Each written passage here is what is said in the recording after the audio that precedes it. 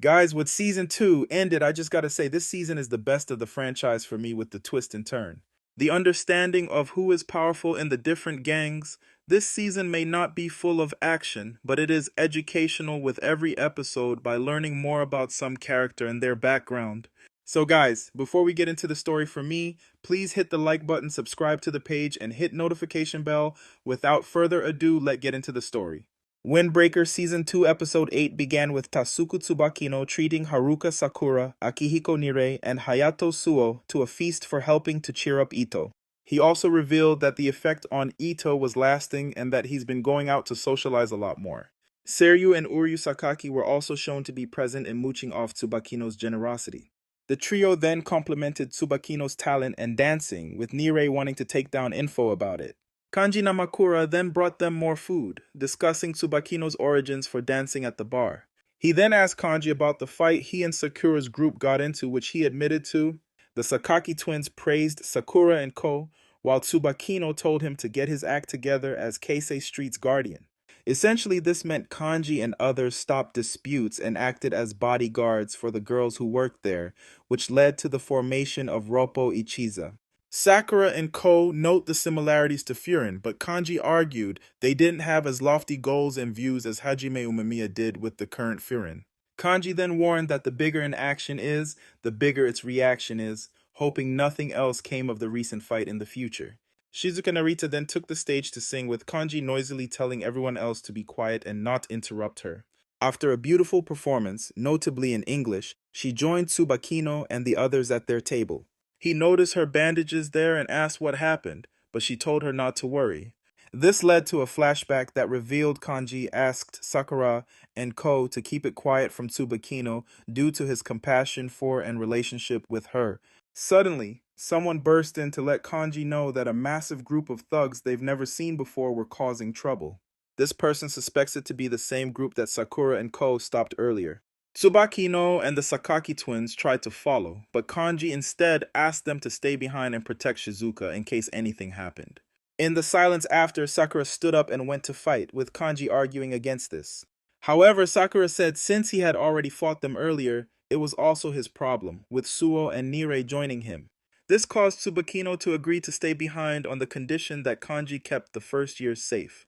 They all went to fight after, with Kanji already clearly getting a read on Sakura's personality and the true values that lie beneath it. They then came up on the fight where the Roppo Ichiza members were already cleaning the house. Several members were introduced here in Shogo Hidaka, Ritsu Otawa, and Akihito Miyoshi. The thugs demand that they hand over Shizuka, but Kanji refused while jumping into battle by himself. Miyoshi explained that this was typical behavior from him and that there was nothing to worry about. Kanji proved this after defeating several enemies and telling them not to make empty threats. Sakura commented on Kanji, reminding him of Umemiya as the Roppo Ichiza's leader continued brawling with incredible ferocity. Sakura and Suo discussed how impressive he was while fighting their battles. Sakura even ended up giving Kanji a hand, leading to the two fighting together with incredible synergy and cooperation. Miyoshi commented on how impressive this was, while Suo said it was nothing they didn't expect of him. The two then had each other's backs, similar to Kanji and Sakura, with Miyoshi saying Furin had a bright future before showing concern for Nirei. Suo showed his confidence in Nirei, adding that he may not be impressive now, but his desire to become strong is higher than anyone else's. Nirei then looked for an opportunity to contribute, while Suo's pre-fight words about not being defeated being more important than winning rang in his head. As he was amazed at Sakura and Ko's performance, the enemy group's apparent leader, Shuhei Suzuri, appeared. Suzuri also appeared with backup and recognized his group's enemy as the Roppo Ichiza. He then clarified that they were different from the group Sakura and Ko first fought, introducing themselves as Gravel from Tsunaba District. Nirei described the area as one full of outlaws, distinguishing it from Furin by describing how poor the area was due to an ailing economy. Those living there make money as mercenaries for other teams, such as Gravel. Suzuri demanded that they give up Shizuka, saying they didn't come to fight.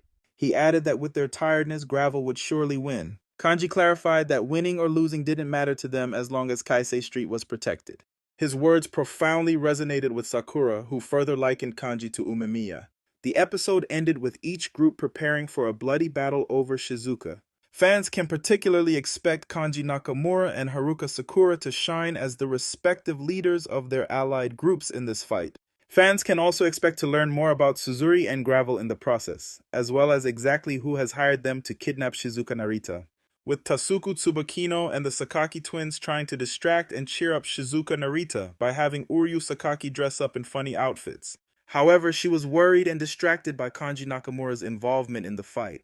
After they tried giving her a pep talk, she went to the bathroom.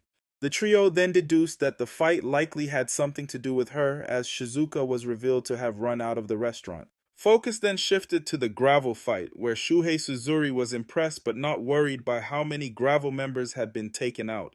Focus then shifted to Haruka Sakura, who was trying to protect as many Roppo Ichiza members as he could, while thinking of Akihiko Nirei during the kill fight.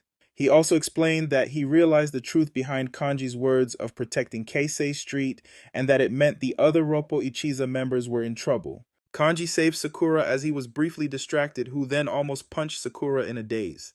He then told Sakura to go back to the bar since he promised Tsubakino that he and the others would return safe and sound. Akihito Miyoshi, Ritsu Otawa, and Shogo Hidaka all agreed with Kanji, while telling them they'd treat them to food later. He tried arguing with them at first, but Kanji made it clear their safety was his top priority. Miyoshi implored Hayato Suo to force Sakura to comply, which he did as Suzuri proclaimed that his and Gravel's victory was inevitable. As Sakura cursed himself for not being stronger, Suo said they had to go protect Shizuka. However, she arrived at the fight at that moment, putting a stop to it as Suzuri realized she was his target. Kanji asked her why she came and told her to go back, but she instead offered herself up to Gravel so the Roppo Ichiza's fighting could end. Neri got in front of her and explained that he understood how powerless she felt better than anyone. He added that Kanji and Ko wanted to protect her, and that letting her go with Gravel would put their efforts and wounds to waste. She thanked him and said she understood how they felt about her and that she felt similarly. This prompted a flashback to when she first came to town and met Kanji, saying she was accepted immediately despite being a stranger. After giving her his coat on a cold winter night, he implored her to sing for him, which led to her performing at Ugi. She added that life had been like a dream since then, both forgetting to make so many friends and falling in love with Kanji for the first time.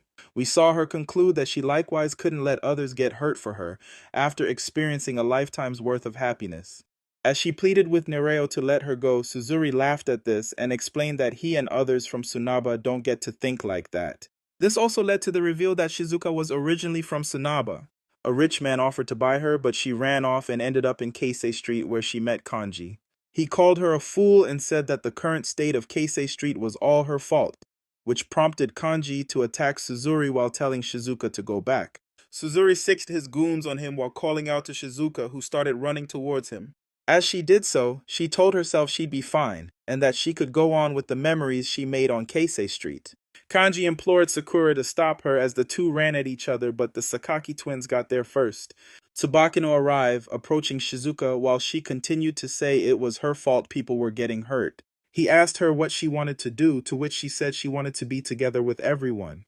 Tsubakino said he wanted this too as he hugged her, telling her everything was okay now.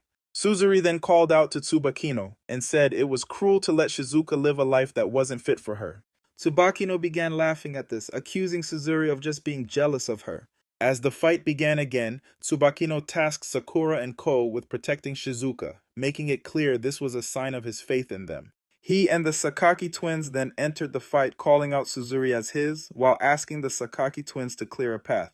They quickly did so with incredible synergy, while Tsubakino handled any stragglers that came his way before confronting Suzuri. Sakura then gives Shizuka advice on how to get past her emotions while also promising to protect her. As the fight swung back in Tsubakino and Ko's favor, Suzuri got frustrated to the point of throwing the first punch at Tsubakino. However, he easily blocked it before they traded blows. The episode ended with Suzuri landing a big hit on Tsubakino, who returned the favor and got serious. It also seems likely that Suzuri's presumably sad backstory will be touched upon, given how much time is being spent on developing his ideals as antithetical to Tsubakino's. The last episode ended with Tasuku Tsubakino fighting against Suzuri in an emotionally charged fight. What begins as a physical matchup quickly becomes rooted in something more significant, where both characters confront their existential beliefs and personal suffering. At first, the two fighters are evenly matched, blocking and trading blows. But as Tsubakino remembers what Shizuka said in the last episode, he begins to wonder if love can truly make someone stronger. While defending himself, he confesses his love for Shizuka, calling her hasty, clumsy, and shy, but also kind-hearted. Inspired by her unwavering love despite the odds, he gains new determination. Fired up, Tsubakino suddenly goes on the attack, shouting that he won't let anyone take Shizuka's love from him. Frustrated, Suzuri grabs Tsubakino's hair and slaps him across the face, maintaining that physical agony pales in comparison to the sorrow of losing one close to the heart. Tsubakino retaliates by giving Suzuri a crushing kick that sends him flying to the ground. While witnessing this, a Gravel member expresses concern for Suzuri, a moment that surprises Sakura. He realizes that while Gravel members were previously indifferent to their allies falling, they're reacting differently to Suzuri, hinting at a deeper bond, calling Tsubakino's ideals shallow, comparing them to video game fantasies. A flashback depicts young Suzuri sharing one cookie between 6 kids with the conviction that even if more children came, they would still be able to share. He tells Tsubakino that the only decent meals they ever had were stolen or ruined lunches. In his village, children survived on leftovers, and he could not stand to see them do it. He liked a hungry group that stuck together rather than fight. Gradually, he came to have a dream that life could be colorful, like in games. However, as the number of hungry hands grew, portions of food grew smaller. Suzuri one day determined that he couldn't wait for change to happen. He had to make it happen. He organized Gravel and came up with a survival strategy. They had numbers and they could sell them. With this, they could all survive by sticking together and dividing the amount they got. The more they labored, the less internal conflicts they experienced. It wasn't perfect, but all were kept fed. Even if it was at the expense of others, it was the only direction to proceed. Suzuri attacks Tsubakino again, saying he can't feel the pain of loss because he never had anything to begin with, but Tsubakino sees through this. He feels Suzuri's pain despite his denial and admits he misunderstood him. Tsubakino's empathy only enrages Suzuri more, who thinks he's being mocked. Tsubakino calmly says that everyone carries their own burdens and no one can truly understand another's pain. He tells Suzuri that his own pain doesn't make others' suffering any less real. When Suzuri attacks again, Tsubakino counters with a powerful kick, knocking him back. Suzuri tries to rise but collapses. What happens next shocks everyone. Tsubakino kneels beside Suzuri and apologizes. He shares that he once felt lost and in pain too until someone saved him. That's why he's who he is now. He admits he doesn't know why Suzuri never had love in his life, but he understands pain and he wants to help. Suzuri, however, is uncertain if they can salvage Gravel, stating that society will not accept them.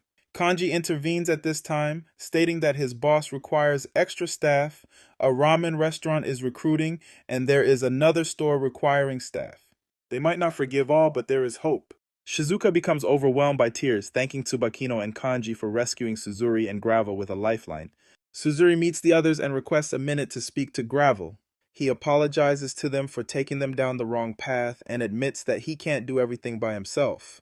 He requests that they join him in adhering to the new path provided by Tsubakino. One of them responds that without Suzuri, they would have died years ago, so if he's leaving, they'll leave too. Seeing this, Tsubakino says Suzuri lied about having nothing because he clearly has his friends. Tsubakino scolds Shizuka for devaluing her worth and trying to sacrifice herself. He tells her that Kanji and the others genuinely care about her. Shizuka confesses she was only afraid and didn't know how to pursue her dreams, and she apologizes. Tsubakino hugs her and instructs Kanji to begin dating her as soon as possible. Later, Sakura addresses the members of Roppo Ichiza. He tells them he doesn't approve of the way they fight, that they seem to care about winning or losing so long as they can defend the town and Shizuka. But to him, seeing his friends die is too much to bear. Kanji chuckles and advises him to preserve that kind of spirit. Although he's learned how to tune it out, it's still nice to feel that much. Afterwards, Suzuri says to Kanji, thanking him for a second chance, even if Gravel had already ruined the town, and he is really looking forward to working together and putting their lives back together until Suzuri turns to Shizuka and apologizes to her. Knowing she is uneasy, he reminds her that if she is ever even a little uncomfortable because of any of his men, she can always come to him without worrying. He will take responsibility and fix it. Kanji follows up by asking Suzuri if he is truly fine with abandoning their previous mission to take Shizuka. Suzuri explains he means to talk it through and come out with something. But just then, a voice interrupts them from a shop's roof. A man coldly says he does not care about them. adding with chilling disinterest, life is just a way to kill time until you die. This is when Yamato Endo makes his major reappearance. Episode 11 begins with Sakura and his friends having dinner in a hotel, joined by Suzuri and the other members of Gravel. Everything seems carefree on the surface, with everyone laughing and bonding over food. However, Sakura is visibly troubled, struggling to forgive something Yamato Endo did previously. That deep-seated anger quietly festers beneath the surface.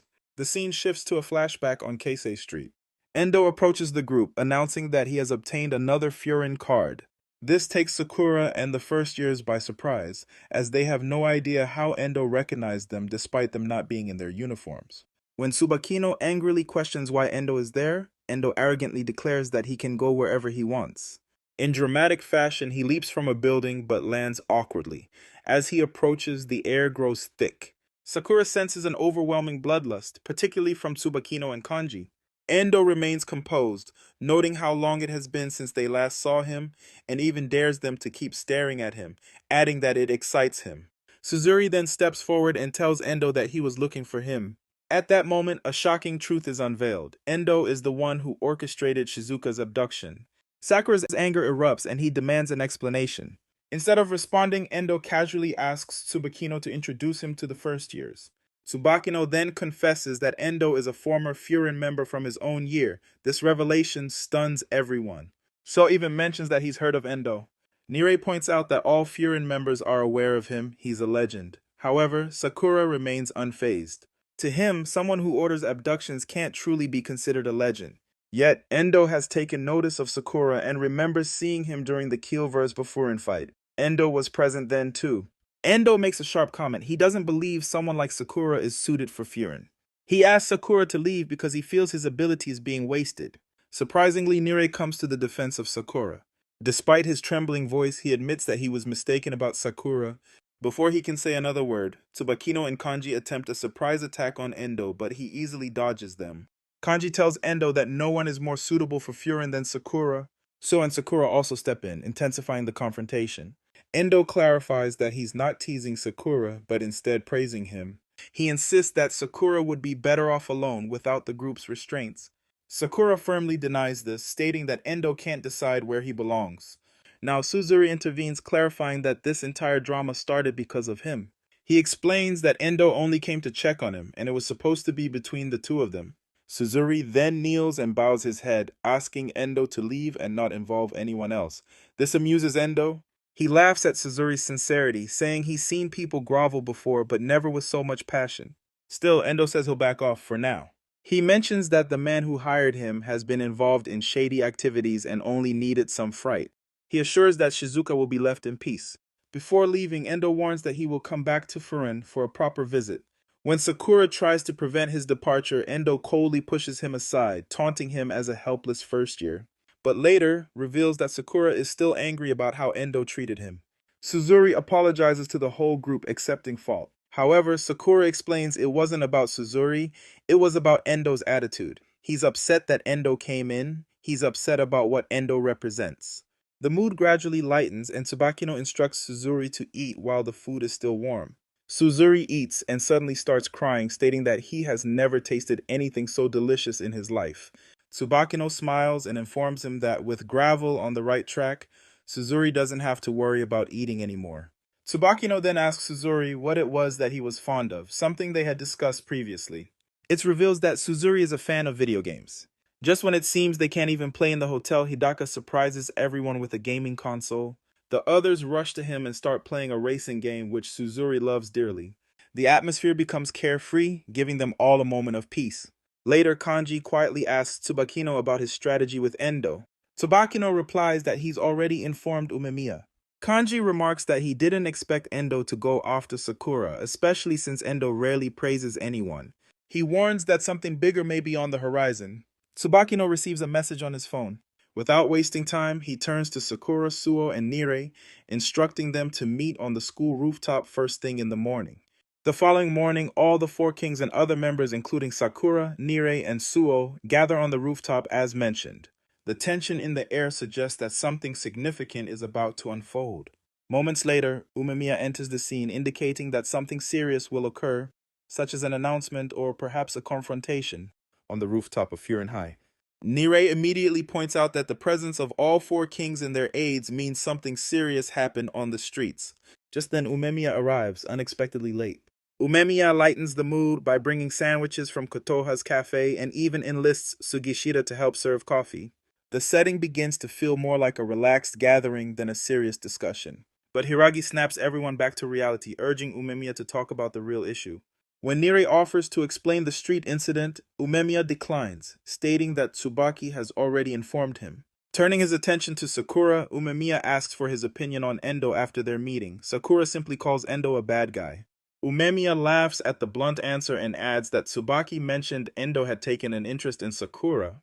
Umemiya then declares that for Sakura to understand Endo, he must first understand the origin of Bofurin. Nirei interrupts and gives a summary of how Umemiya and his friends enrolled in Furin High, challenged rival factions, unified them, and transformed the school into Bofurin defenders of the town. But Umemiya says there's more to it. He asks Nirei how well he knows the details, especially about what was left behind, the shadows. Nirei recounts that 2 years ago, on April 7th, 5 students joined Furin and began systematically defeating rival factions. Instead of humiliating them, they made allies of their enemies, slowly reducing conflict.